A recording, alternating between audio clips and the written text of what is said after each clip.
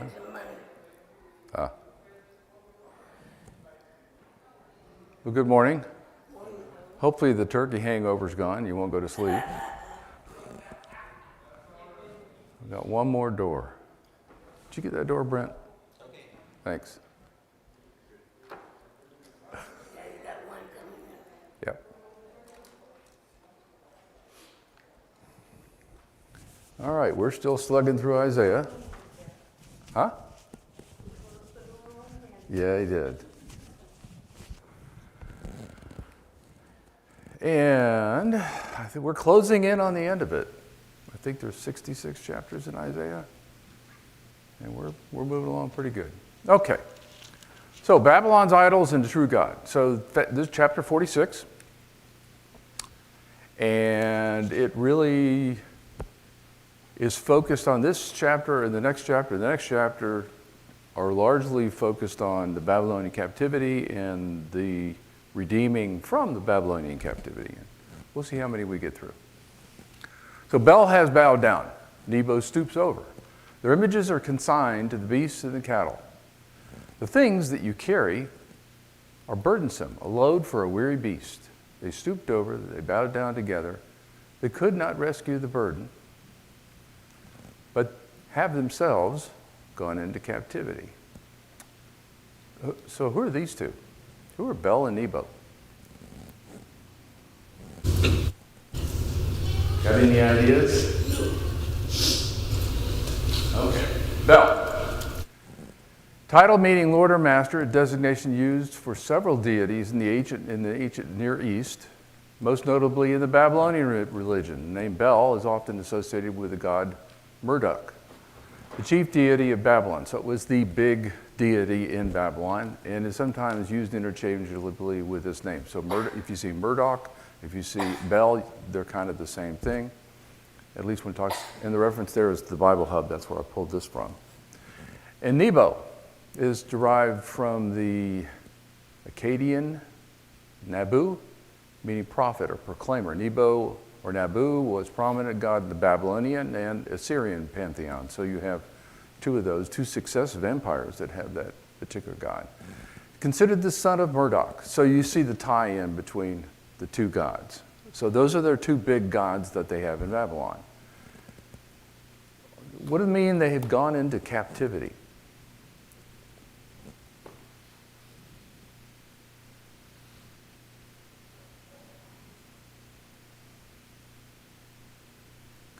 What's the opposite of being in captivity? Free? Reigning? Powerful? Captivity is captured, controlled, and like that. So the meaning there is they no longer have the power they had. It's been taken away. What reference does this give us with respect to this chapter? As a time frame. Remember in Isaiah, we're kind of all over the place, talking about the end of time, we're talking about the coming of Christ, we're talking about the Babylonian captivity, we're talking about the Assyrian battles that were going on, and you kind of need an anchor to say, okay, where are they going in this chapter? So what reference gives us an anchor kind of in this chapter? Isn't it Bel and Nebo? You know they're talking about Babylon. If you know who those gods are, you know this chapter is going to be talking about Babylon. And it's talking about Babylon's demise. So it kind of gives you a clue. And you need clues in Isaiah, because if you don't understand who and what they're talking about, it gets confusing. It's confusing enough as it is. Okay, listen to me, O house of Jacob, and all the remnant of the house of Israel.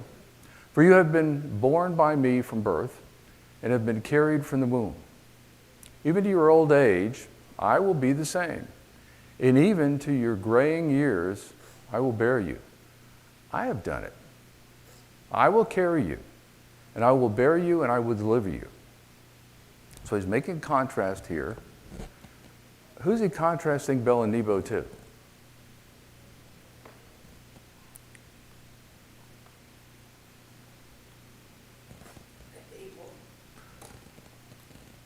Well, he says, listen to me. Who's the me?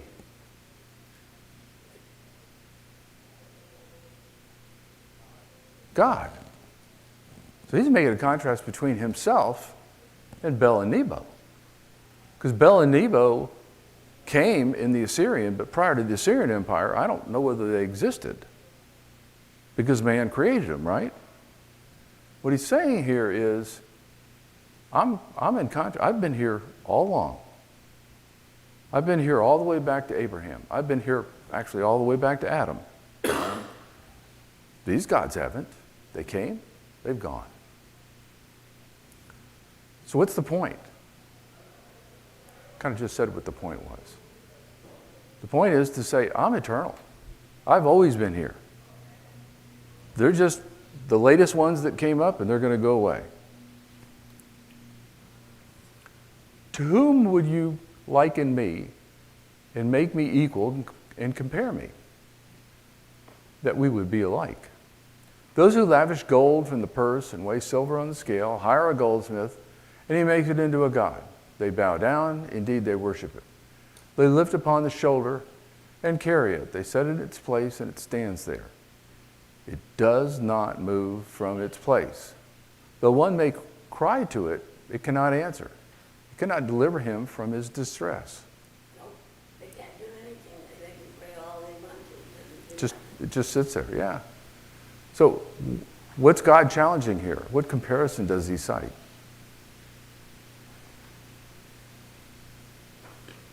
They can't worship idols. Well, yeah. Yeah. Remember, this is the end of the Babylonian captivity. How long have the Jews been in captivity of the Babylonians? A long time. Anybody got a number? 70 years. And it's prophesied in a couple of chapters later in Isaiah. So he's been in captivity for 70 years. They've been exposed to Nebo and to Bel. They've lived in this environment. Actually, throughout the empire. The Jews are dispersed throughout the empire. And he's saying, they made Bel out of gold, they made Nebu out of maybe silver or wood or whatever it was, and he's saying, they don't do anything. That's the same thing with Moses, when they built the golden calf. When the golden calf did the same thing. Of course, this is the Jews that did it. This one here is they've been exposed to it their entire time that they've been in captivity. And in the previous verses, he's talking to the remnant. Who left Babylonian captivity? Was it everybody that was a Jew in Jerusalem? Strong. Huh? Strong. Those all left, and there was probably this is out of Jerusalem. They just went out of Jerusalem. So I don't know how many people were there, but not all of them came back. Of course, 70 years, some of them died, and ones were born out of the captivity that came back. But there's only a remnant that comes back. The scattering of the people throughout the empire occurred during the Assyrians and the Babylonians. Israel was taken under Assyria, and most of Judah was taken under Assyria. The only thing that was taken underneath Babylon was Jerusalem. But what came back was a remnant, a subset, a smaller group that actually went on into captivity. So what he's talking to here is this remnant that's coming back. He says, let me compare me to these gods that man has made. What have they done? What happened to the God people were worshiping, false god that people were worshiping, after that area had been conquered?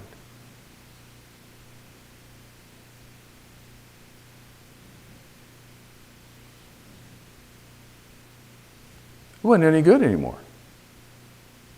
They discarded that God because they said, that God didn't protect me. So that's part of the comparison here too, is it says it cannot deliver him from distress. What is God doing right now for the people that were brought into captivity at the end of the Babylonian Empire? He's delivering them from their distress. So this further focuses you to say, when is this from a time frame being spoken of by Isaiah? It's during the taking of the Babylonian Empire by the Medes and Persians. It's the end of the Babylonian Empire. Remember in Daniel where I think it's the grandson of Nebuchadnezzar that's there. And he sees the handwriting on a wall. Mighty, mighty Tekel Upharsin. What you've done has been weighed and found wanting. And that night, the Babylonian Empire fell. So, remember this and be assured. Recall it to mind, you transgressors. Remember the former things long past. So like I said, he's addressing this to the remnant that's coming back. For I am God, and there is no other.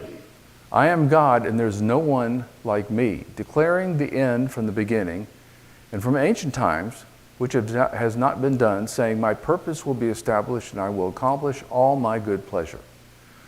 Calling a bird of prey from the east, the man of my purpose from a far country. Truly I have spoken, truly I will bring it to pass. I have planned it, surely I will do it. So, first part he's talking about, be assured.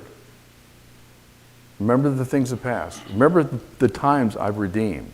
Okay? What are those things that they should remember as far as being redeemed?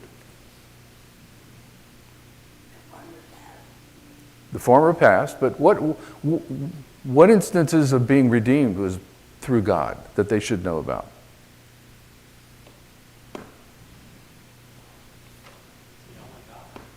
He's the only God, but who took them out of Egypt?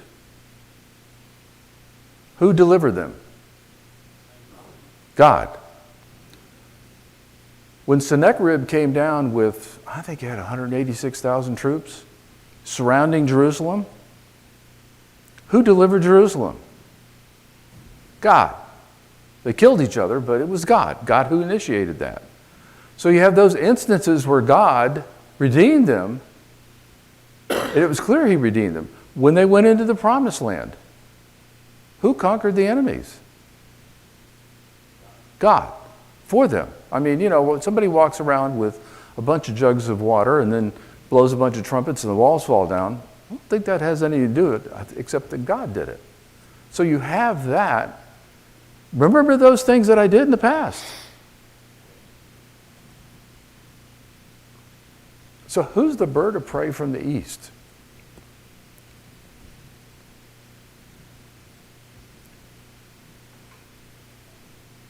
Again, it's a specific. That is the flag of the Persian Empire. It's a fabled bird. It's like an eagle, but it's bigger than a hawk or a falcon. The Shabaz lived in those three areas of Iran. In old Persian mythology, Shahrazban was a god who helped the Iranians and guided Favarhar to Iran Zaman. During the Achaemenid era, especially at the time of Cyrus the Great, the Persian Empire flag was rectangular in shape, divided kite-like into 4 angle triangles, and you can read the rest of that one. But the bottom of the current belief is this was the official symbol of Iran under Cyrus the Great and his heirs. So who's the bird of the prey in the east? Cyrus the Great. Who was the one who brought down the Babylonian Empire? Cyrus the Great. So it's a direct reference in Isaiah in this chapter to Cyrus the Great. So we're talking about the Babylonian fall and who did it. Listen to me, you stubborn-minded who are far from righteousness. I bring near my righteousness. It is not far off. My salvation will not delay, and I will not grant in Zion, and I will grant salvation in Zion, and my glory for Israel. So Who's God speaking to? What's their current state of being?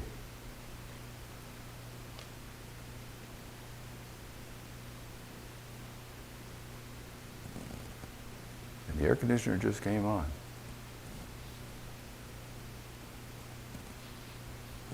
Who's he talking to?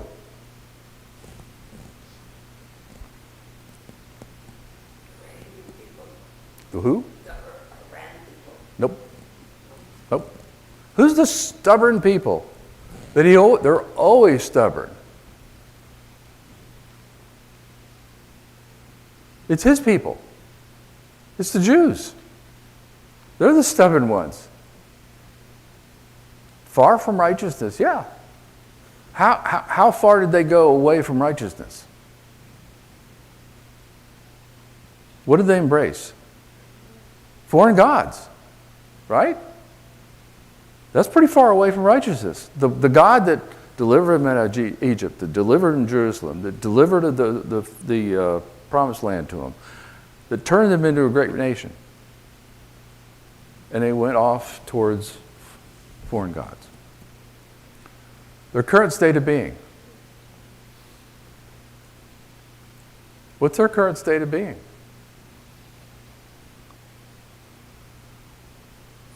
Lost. What were they doing when they were taken into captivity?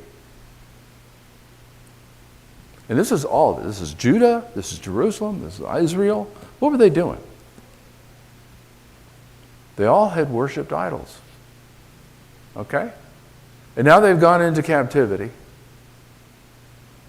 And God has said, I'm going to pull you out of captivity and redeem you. But only those that wanted to follow him went back. It was not a big group. If you read in Ezra, it's not a big group that goes back. I think it's 100 and something thousand that go back to rebuild the temple and rebuild Jerusalem.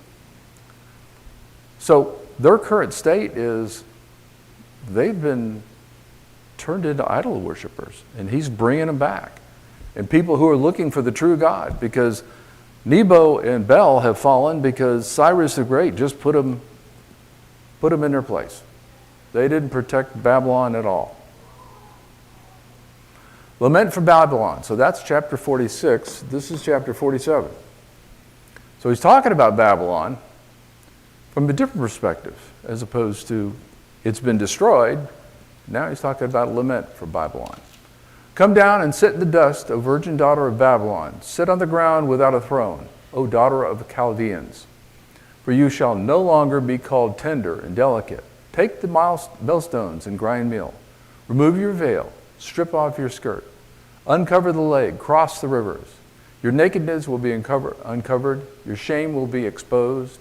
I will take vengeance and will not spare a man. So this is the change. This is 47. What people are being referred to here, and what are the clues? It's pretty obvious. Who's he talking to?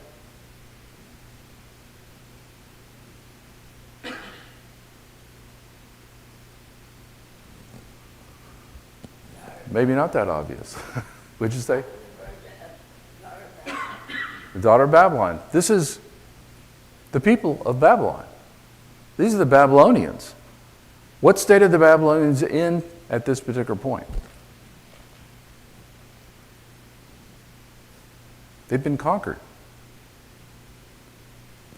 The people who were so high and thought we were impenetrable, there's no way we can fall, have fallen. Remember in Daniel, remember the statue? Who was the gold head? Remember, it was gold, it was silver in the chest, it was bronze in the hips, it was iron in the legs, and the feet were iron mixed with clay. Who was the gold head? Which would be the most exorbitant. Who's the gold head? Babylon. Okay. Who's the silver? Medes, Persians. And the next one down is bronze. Greeks. Next one down is the iron. It's the Romans.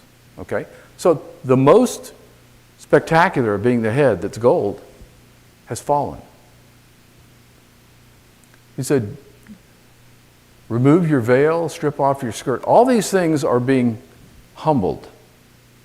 Babylonians have been humbled. They've been humbled by the Persians. Actually, the Medes and the Persians.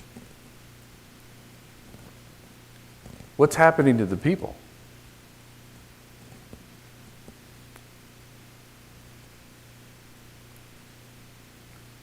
He's going to take vengeance. God is going to take vengeance on them. He says, I will take vengeance and I will not spare a man. Everybody is going to feel the weight of the Medes and Persians. Our Redeemer, the Lord of hosts, is his name. The Holy One of Israel. Sit silently and go into the darkness, O daughter of the Chaldeans, for you will no longer be called the Queen of Kingdoms. So what point's being asserted here by Isaiah?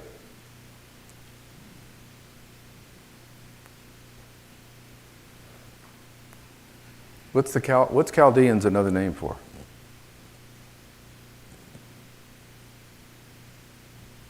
The Babylonians. So what's the point that he's making here?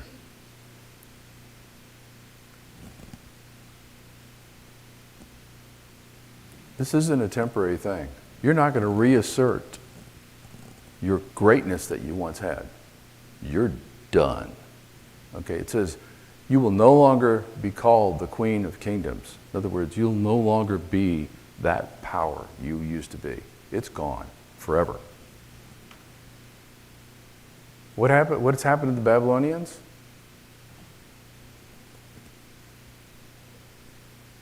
Those in charge, they're out. You read in the next chapter in Daniel, after the Cyrus the Great has taken it, who's in charge in the city of Babylon when Daniel's there and he gets put in the lion's den?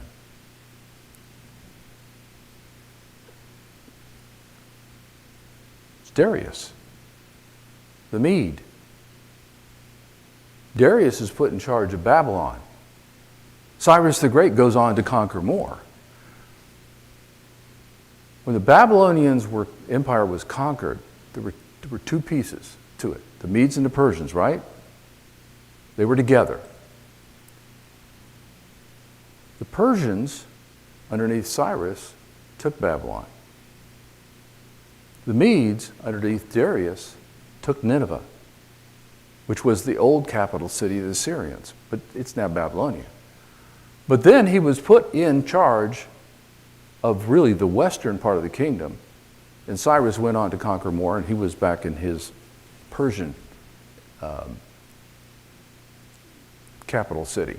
So all the Babylonians who were in charge were now either killed or put under subjection.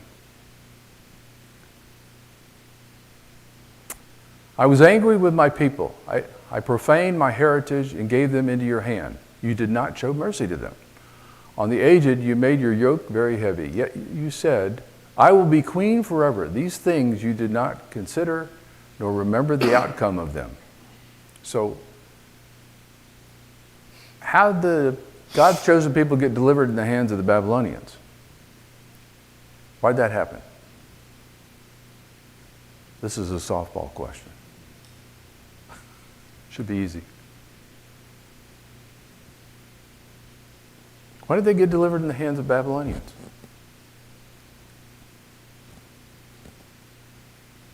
They went after false idols. They left God. God didn't leave them. They left God. And for a long time, God says, yeah, I know you've left me, and I'll keep trying to bring you back. But remember, one of the terms in Isaiah that's used, particularly in the first part of it, hasn't been used lately, is God is referred to as the God of armies. One army he used was the Assyrian army. The Assyrian army took Israel into captivity. They were worshiping false gods. took a lot of Judah into captivity. But then the Assyrians got pushed aside by the Babylonians. Then he used the armies of the Babylonians to take the rest of the Jews in Jerusalem into captivity. So he's the God of armies. He uses armies to do his will. Now he's used his armies, the Mede-Persian army, to take his people out of captivity. But they were delivered into the hands of the Babylonians. It says in the chapter 6, verse 6, I gave them into your hand. So he's talking to the Babylonians to say, I gave them into your hand. You didn't take them. I gave them to you because they had left me. But you said, I'm going to be a queen forever. You didn't consider what was going to happen. What were the Babylonians missing?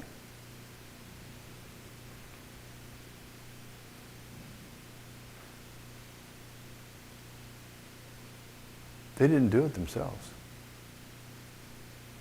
It was because God wanted it to be that way. Now then, hear this, you sensual one, who dwells securely, who says in her heart, I am, and there is no one besides me. I will not sit as a widow, nor know loss of children. But these two things will come on you suddenly in one day, loss of children and widowhood.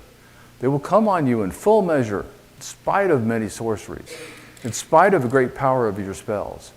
You felt secure in your wickedness and said, no one sees me. Your wisdom and your knowledge, they have deluded you. For you have said in your heart, I am, and there is no one besides me. So why did they think, the Babylonians, why did they think they were so secure?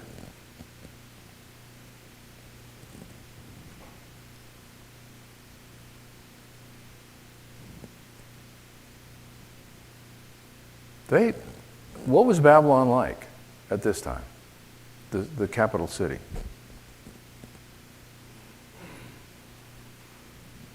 Beautiful. What's one of the 7 ancient wonders of the world? The Hanging Gardens of Babylon. It was unbelievable. The power they had, the control they had. What about, when did the loss of children and widowhood come to the Babylonians?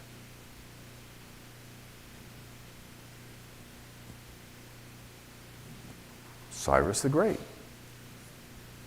Widowhood. They lost their husbands. They lost their children, the children that were fighting against the Persians. They didn't stand up against them. They thought that would never happen to them. What did they think they were above?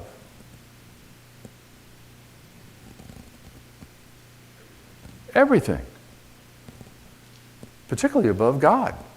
They didn't recognize it. What happened to Nebuchadnezzar when he said, look at everything I did? What happened to him?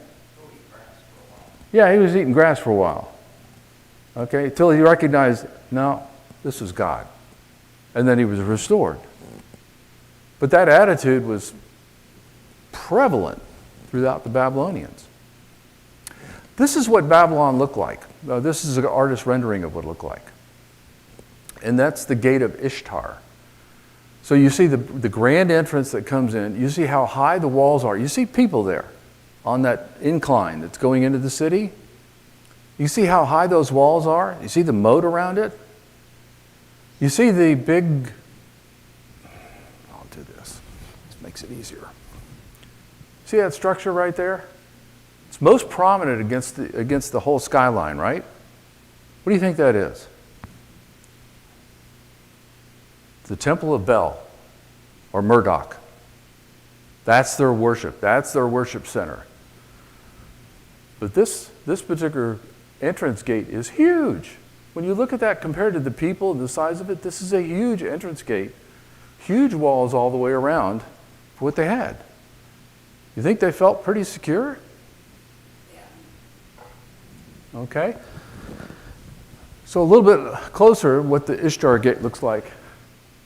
That's what it looks like. Huge. It's all that color of blue with lions on it in the front. what I did was I pulled this out. There's a blue outline here. There's an outer wall, and in this area here is where the temple is and everything else. And they found most of it that was here was the outer wall here that went around Babylon. They didn't find the part that connected up here. This is the Euphrates that got diverted by Cyrus. And then there's an inner wall. So you had two big, huge walls to get through. And this is from Herodotus. He wrote about this back about 430. And the fall of Babylon was in the early 500s. So it was about 100 and something years later. But it didn't last very long, the city. But what you had was two walls. And one wall was kind of protecting the palace, the temple, and everything like that. And then you had the outer wall that protected the whole city. Cyrus diverted the Euphrates to get in underneath the outer wall. And then God made it where the guards that were supposed to be on the inner wall, they weren't there. The Persians came right into the city and took it overnight, which was unheard of. They had no idea that was going to happen. So you had this grand gate, the Ishtar Gate, that was circumvented because they came in through where the Euphrates was when they diverted the Euphrates. So it all happened in one night, just like God had told them it was going to happen.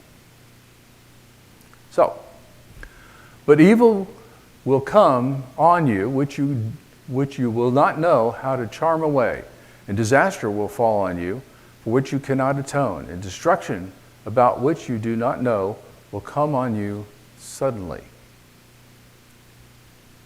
What was the evil that came on the Babylonians and the disaster? I just talked about it. Well, they went under the wall. It says, destruction will come on you suddenly. It wasn't a siege. Well, they normally took a city like this with a siege.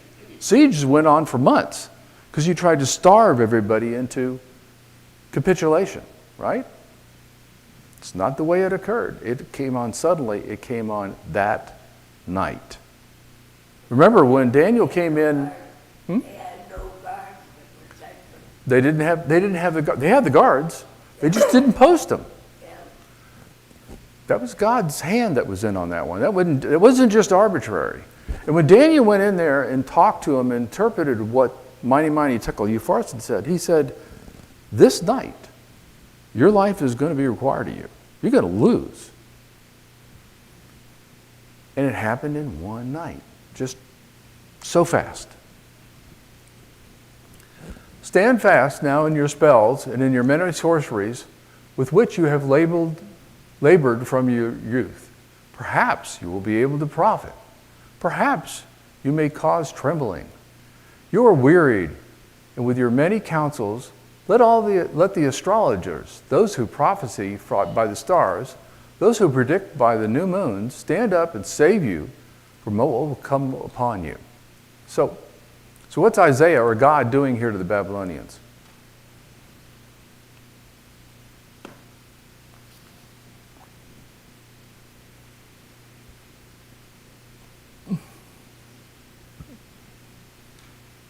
Isn't he mocking them? So, okay, what's your spells going to do? What are your sorcerers going to do? Maybe they're tired. Why don't you get your astrologers? Maybe they can predict what's going to happen.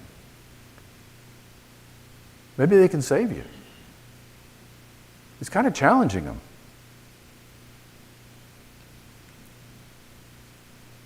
Behold, they have become like stubble. Fire burns them. They cannot deliver themselves from the power of the flame. There will be no cold or warm by nor a fire to sit before. So have those become to you with whom you have labored, who have trafficked with you from your youth. Each has wandered in his own way. There is none to save you. So who's the stubble and who's the fire?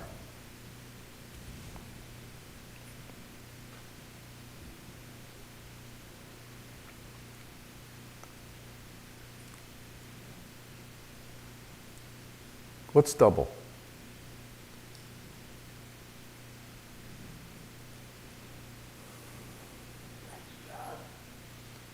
It's like straw. It's small pieces of straw. It's really dry, isn't it? Yeah. Burns really good, doesn't it? Oh, you're right. Okay. So who's the stubble?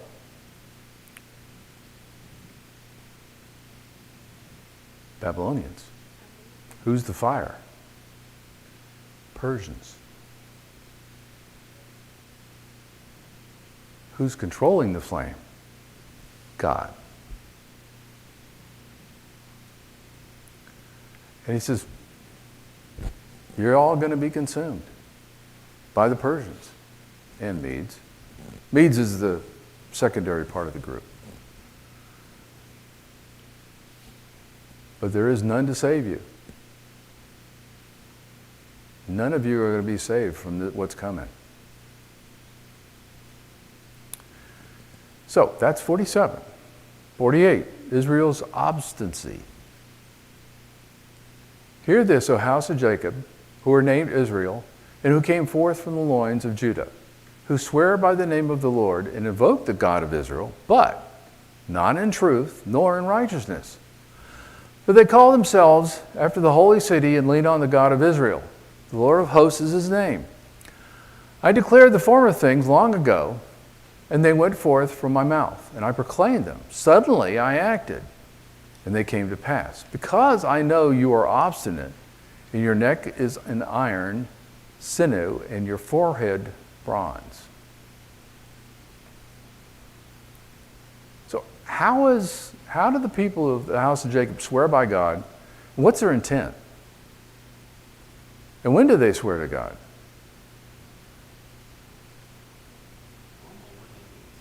When they need something.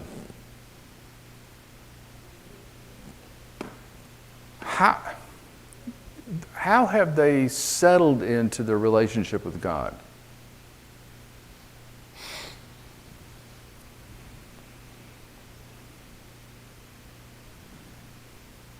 Who do they go to first when they run into a problem?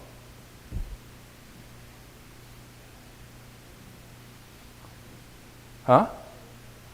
They're idols. They're golden idols. They pray to those idols and everything like that. So they go to God as a last resort. Right?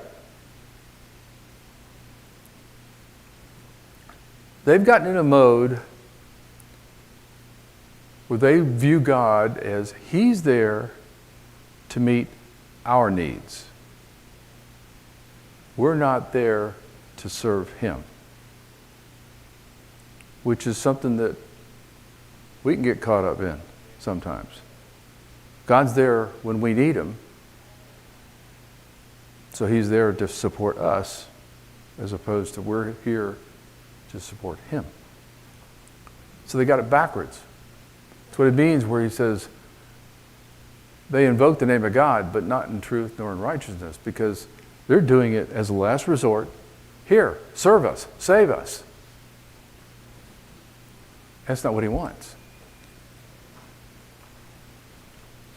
So what did God do long ago for the people of Jacob?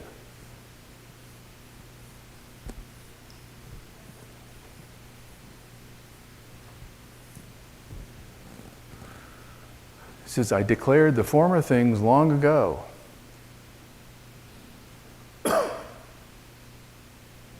All the things he did for Israel. We talked about when Moses brought them out of Egypt, okay? But it wasn't by the power of Moses, it was by the power of God. When they went into the promised land, didn't go, and they wandered for 40 years, who fed them? Who kept them clothed? God, okay? When they took the land, who took the land for them? God, okay? Who's all these long ago stories about what God did, even going back to Abraham, when Abraham was promised that he would have a son. And it happened when Abraham was 100 and Sarah was 90. Okay, but all those things God provided for them. He says, remember all these things I did long ago. You don't pay attention to that. You only ask me to do something when your God that you made, that you have sitting on the shelf, didn't do what you wanted to do. What does it mean that their necks are of iron and their foreheads are bronze?